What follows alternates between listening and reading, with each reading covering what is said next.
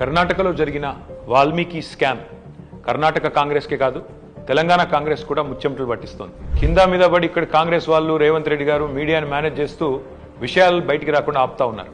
కానీ ఆ మబ్బులు కూడా తప్పకుండా 4-5 రోజుల్లో విడిపోతాయని నేను అనుకుంటాను. గవర్నమెంట్ డబ్బులు గవర్నమెంట్ అకౌంట్ల నుంచి అక్రమంగా ఏ కారణం లేకుండా సరిగ్గా పార్లమెంట్ ఎలక్షన్కు ముందు 180 కోట్ల రూపాయలు దారిమల్లినాయి. కర్ణాటక ముఖ్యమంత్రి స్వయంగా సిద్ధరామయ్య గారు అసెంబ్లీలో ఈ వాల్మీకి స్కామ్ లో భారీ ఎత్తున డబ్బులు దారిమల్లినాయని ఆయనే ఒప్పుకున్నారు.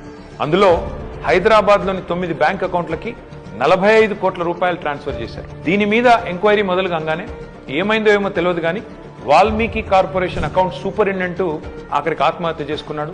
ఇవాళ ఆయన కుటుంబం రోడ్డున పడే పరిస్థితి. బ్యాంక్ అధికారులతో సహా 11 మందిని ఈడీ అరెస్ట్ చేసింది. కర్ణాటక నుండి మన తెలంగాణకు అక్రమంగా ఈ డబ్బు ఏ అకౌంట్లలోకి వచ్చింది, ఆ అకౌంట్లు ఎవరివి, ఈ తీగ లాగితే తెలంగాణ కాంగ్రెస్ డొంక మొత్తం కదులుతా ఉన్నది. మొన్న పార్లమెంట్ ఎన్నికల్లో తెలంగాణ కాంగ్రెస్ పార్టీ తన ఖర్చులకు ఈ డబ్బులే వాడినట్టుగా అనిపిస్తా ఉంది.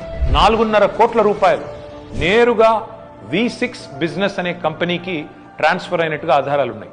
ఈ V6 బిజినెస్ కంపెనీ ఓనర్ ఎవరు? SIT, CID, ED ఈ దాడులన్నీ జరిగిన తర్వాత కూడా మన తెలుగు మీడియాలో ఈ వార్తలు రాకుండా అడ్డుకుంటున్నది ఎవరు? పార్లమెంట్ ఎన్నికల సమయంలో కొన్ని బంగారం షాపులు, బార్ల నుండి భారీ మొత్తంలో డబ్బులు తీసుకున్నట్టుగా తెలుస్తా ఉంది. వారికి కాంగ్రెస్ పార్టీకి ఉన్న అనుబంధం ఏంది? ఇవన్నీ కూడా బయటికి రావాలి. కర్ణాటక ముఖ్యమంత్రి సిద్ధరామయ్యను గనక పొరపాటున తొలగిస్తే పక్కన ఉన్న తెలంగాణ సర్కారు కూడా కూలుతుంది అని ఈ మధ్యనే కర్ణాటక మంత్రి సతీష్ జరికోలి అంటున్నారు. మరి కర్ణాటక కాంగ్రెస్ తో తెలంగాణ కాంగ్రెస్ కు అంతలాగా పెనవేసుకున్న ఈ అనుబంధం ఈ వాల్మీకి స్కామేనా? ఈ వాల్మీకి స్కామ్ లో భారీ మొత్తంలో వాటా తెలంగాణ కాంగ్రెస్ నాయకులకు కూడా చేరిందని ఆధారాలు దొరికినా ఈడీ ఎందుకు మౌనంగా ఉంటుంది?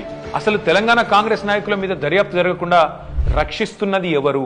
పార్లమెంట్ లో గాయ చేసుడు తప్ప బయట మాత్రం ఏమీ తమ సొంత పార్టీ అవినీతి మీద నోరు విప్పని రాహుల్ గాంధీ ఖచ్చితంగా నోరు విప్పాలి. ఈ వాల్మీకి కార్పొరేషన్ గుట్టు విప్పాలని చెప్పి నేను డిమాండ్ చేస్తా ఉన్నాను.